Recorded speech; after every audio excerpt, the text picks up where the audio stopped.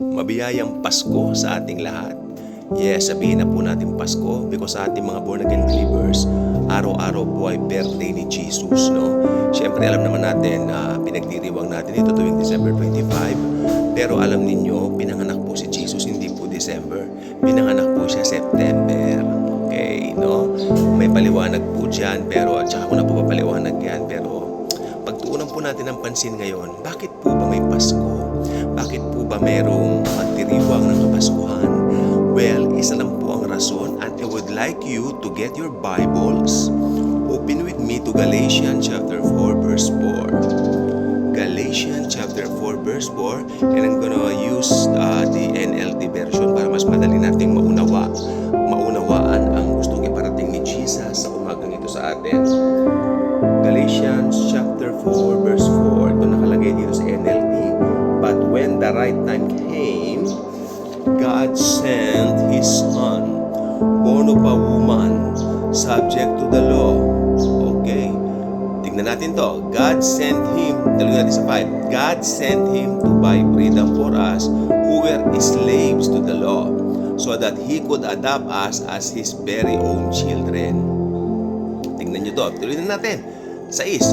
And because we are His children, God has sent the Spirit of His Son into our hearts, prompting us to call out, Abba, Father. Alam niyo po ba yung Abba? Ang kahulugan po ng Abba sa Hebrew, alam niyo po, gusto niyo malaman kung ano yan? It means Daddy. Ganun katindi ang relationship. Napakalapit, no? Now, tignan niyo. Now, as 7. Tignan po niyo nakalagay sa 7.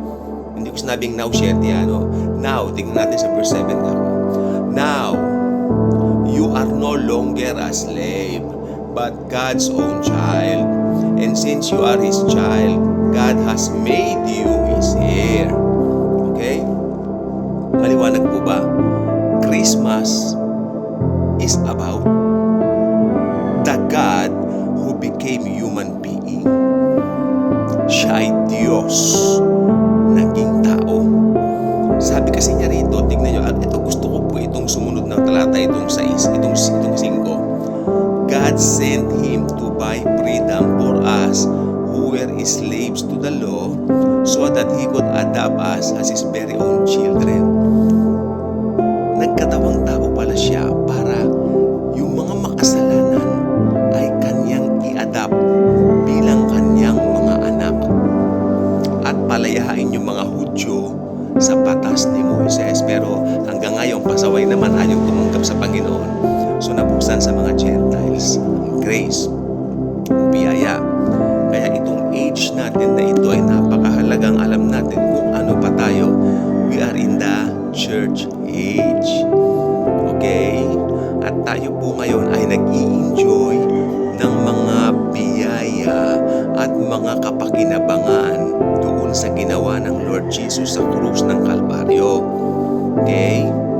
At isa pa po, tingnan po nating mabuti, ang Kapaskuhan ay kay Jesus lamang.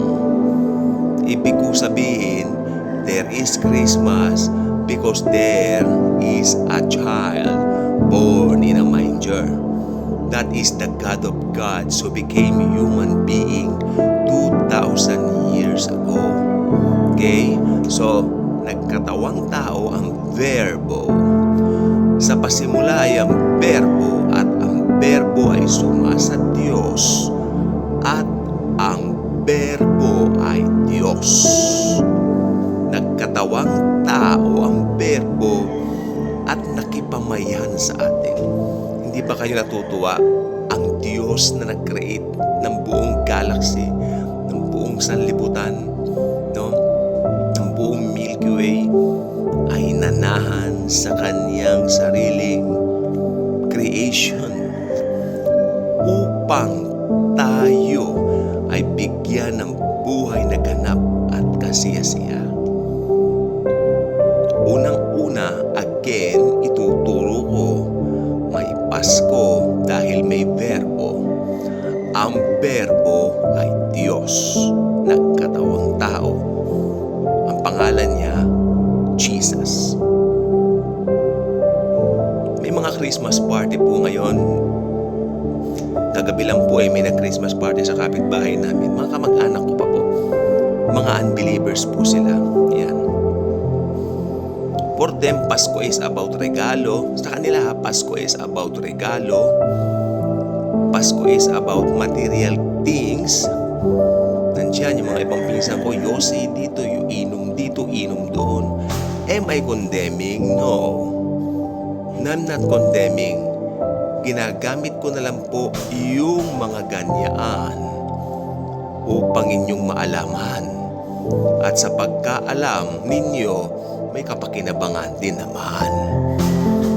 Ang Diyos na si Jesus ay pumarito. Yan ang pinakarason ng Kapaskuhan. Again, uulitin ko.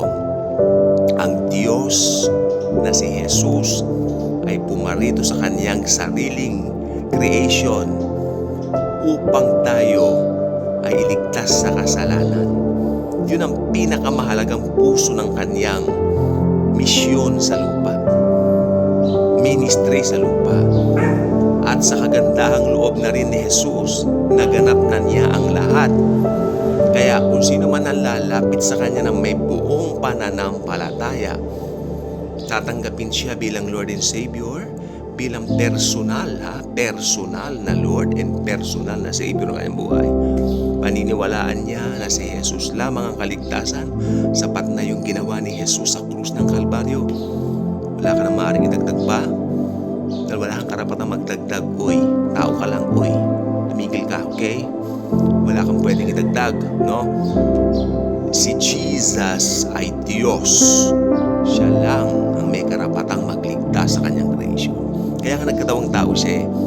Noong unang panahon, inaabot ng mga tao ang Diyos. Pero hindi nga talaga pwede, palpakis eh.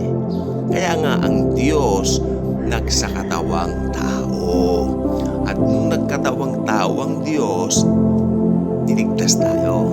Kaya ngayon, church age kay dali ng kaligtasan. Tanggapin lang ang Diyos na nagkatawang taong ito na si Jesus at maliligtas ka. Again, observation ko, kung wala kay Kristo ang isang tao, iba ang kahulugan sa kanya ng Kapaskuhan. Sa kanya, ang Kapaskuhan ay tila material na bagay na pwedeng makuha. Pinakaaabangan nila yung araw dahil material na bagay na naman ang nasa isip. Kung hindi man, yung mga kaibigan niya, makikita niya. Basta iba ang dahilan. To make sure, just to make sure, set aside ang celebrator natin na si Jesus sa kanila. They don't know about Jesus. They don't know about anything. Am I condemning? No. I am just telling you the truth. Ang sabi ng Bible, and you shall know the truth, and the truth shall set you free. Okay, I'm not condemning them. I am praying for them that one day they will be able to get to know the real and true meaning of Christmas. True meaning of Christmas is Jesus Christ alone. No? Kaya nga ulitin natin, no?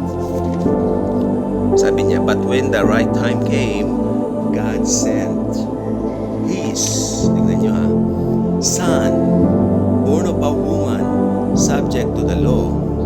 God sent Him to buy freedom for us who were slaves to the law so that He could adopt us as His very own children. Na-adapt ka na ba niya bilang children? Kung hindi pa, decide for Him. This church age, hindi, mahirap mag-decide kay Jesus pagkatapos ng church age. Oy, pasok ka na sa tribulasyon. 7 years of tribulation. Lalabas ang halimaw ng Apokalipsis, si Antikristo. Okay? While true believers is looking forward to meet Jesus Christ, kung naiwan ka naman, you will meet the Antichrist. Good vibes ka na ba? Yan ang pinakamalaking tanong. Kung hindi pa, mag-subscribe ka na. Yan ang notification bell sa bandang baba. Pindutin mo na ito at nang ikaw naman ay lumigaya at sumaya sa buhay mo dahil walang ibang bida rito kundi si Jesucristo lamang. God bless.